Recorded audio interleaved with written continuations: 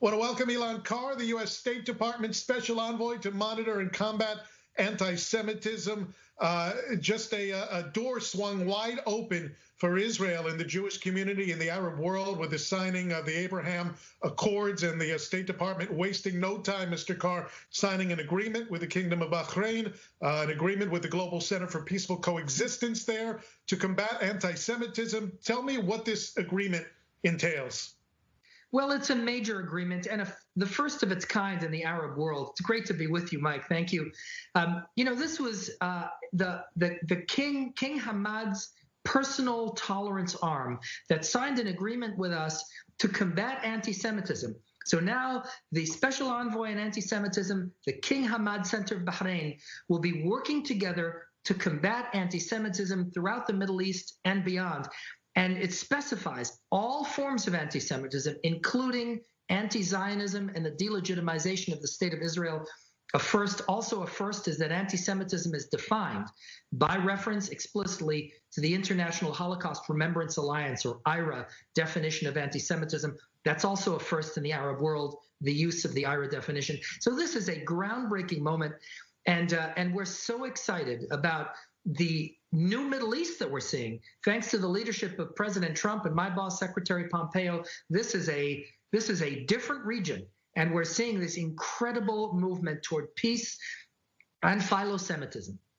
Something about this agreement that stuck out at me, it was in the preamble. It said Arabs and Jews are both Semitic peoples that are threatened by hatred or intolerance towards Semitic people. Oftentimes when we talk about anti-Semitism, some Arabs will say, well, we're Semitic too, so there's no way we can be anti-Semitic. And others say, well, that's just an easy way out the back door. But this really puts together Jews and Arabs as people of the same background, of the same heritage. And it's rare that you really see that in the Arab world. Is this just another sign of a kind of a new day in that region of the world? It is, for sure, and it's breathtaking. I mean, acknowledging the familial cousins of Jews and Arabs ethnically. We often talk about interfaith, and that's very important, Jews and Muslims. But here too, the agreement explicitly talks about the warm embrace of the ethnic cousins, the Jewish people and the Arab peoples. And so this is really a new day, and it's so important. And by the way, in acknowledging that Arabs and Jews are both Semitic peoples, in no way does it change the definition of anti-Semitism. Quite the contrary, it embraces the International Holocaust Remembrance Alliance definition of anti-Semitism, which is by itself is an achievement. Again, the first Arab entity to use the IRA definition. Not just the first Arab country to do it now, but also we're seeing a Muslim majority country in Albania adopting the IHRA definition as well. That happened in the last few days. An anti-Semitism conference that was organized by the State Department in the Balkans, of all places. Tell me how this came about and what was the goal?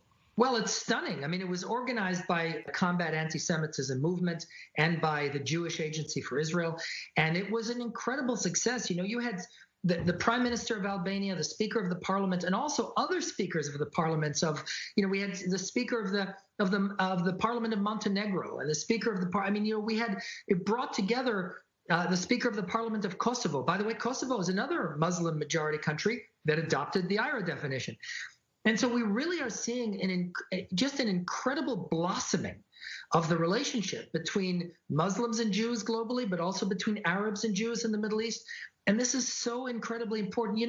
Mike, all of us, doesn't matter party and politics, right, left, conservative, liberal, all of us aspire and treasure and dream of peace.